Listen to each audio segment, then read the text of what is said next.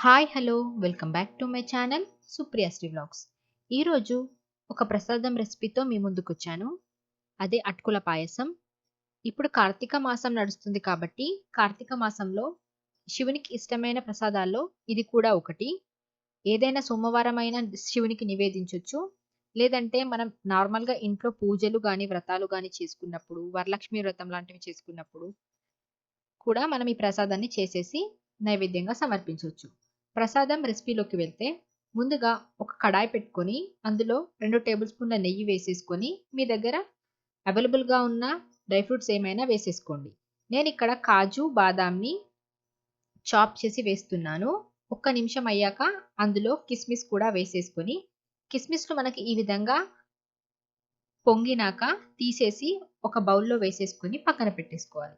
ఇప్పుడు వేరొక పాన్ తీసుకొని అందులో ఒక కప్పు తురిమిన బెల్లాన్ని వేసేసుకొని, అందులో ఒక పావు కప్పు నుంచి అరకప్పు వరకు వాటర్ పోసేసుకొని, ఒకసారి కలుపుతూ బెల్లాన్ని కరగబెట్టుకోవాలి.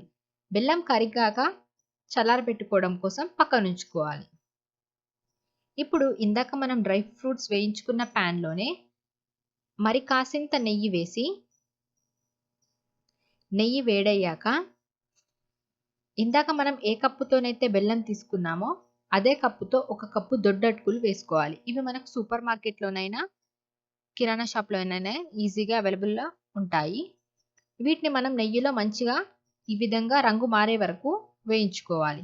ఇప్పుడు ఇందులో ఏ కప్పుతోనైతే అటుకులు తీసుకున్నామో, అదే కప్పుతో ఒక కప్పు పాలు, ఒక కప్పు నీళ్లు వేసేసుకొని, పాలనేవి మరిగేదాకా వెయిట్ చేయాలి. మనం పాలన్నీ గూడా మరిగడం స్టార్ట్ అయ్యి, ఒక పొంగు ఈ విధంగా వచ్చినప్పుడు ఒక్కసారి కలుపుకొని, ఒక 2 నిమిషాలు పాలని మరగనివ్వాలి. పాలు మరుగుతూ చిక్కబడతాయి. అలాగే మన అటుకులు కూడా అందులో ఉడికిపోతాయి. ఇప్పుడు ఒక హాఫ్ స్పూన్ వరకు మనం ఇలాచీ పౌడర్‌ని వేసేసుకొని, ఒక్కసారి కలిపేసుకొని, ఇందాక మనం నెయ్యిలో వేయించి పెట్టుకున్న డ్రై ఫ్రూట్స్ కూడా ఇందులో యాడ్ చేసేసుకొని మంచిగా కలిపేసుకోవాలి. ఇప్పుడు ఈ మిశ్రమాన్నంతా కూడా చల్లారనివ్వాలి. మనకు ఇదంతా చల్లారితేనే ఇందాక మనం కరగబెట్టుకున్న బెల్లం వాటర్‌ని ఇందులో యాడ్ చేయొచ్చు. వేడి మీద యాడ్ చేస్తే మనకు పాలు విరిగిపోయే ఛాన్సెస్ ఉంటాయి. కాబట్టి ఈ మిశ్రమాన్నంతా చల్లారబెట్టుకోవాలి. కాసేపు మూత పెట్టి పక్క నుంచి చల్లారబెట్టుకోండి. ఈ విధంగా చల్లారాక కాస్త గట్టి పడుతుంది. ఈ టైంలో మీరు ఒక కప్పు వరకు కాచి చల్లార్చిన పాలనైనా యాడ్ చేసేసుకోవచ్చు. నేను మాత్రం యాడ్ చేయడం లేదు. మీకు ఇష్టం అనుకుంటే యాడ్ చేసేసుకోండి. నేను డైరెక్ట్‌గా ఇందాక మనం చల్లారబెట్టుకున్న బెల్లం మిశ్రమాన్ని స్ట్రెయినర్‌తో స్ట్రెయిన్ చేసి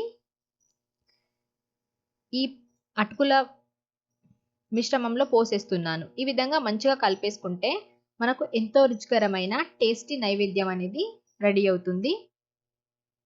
వీడియో గనుక మీకు నచ్చినట్టయితే ఒక చిన్న లైక్ చేయండి, షేర్ చేయండి. అలాగే మన ఛానెల్‌ని సబ్స్క్రైబ్ చేసేసుకోండి. మన ఛానెల్‌లో మరెన్నో రెసిపీస్ ఉన్నాయి. ఒక్కసారి చూడండి. Thanks for watching.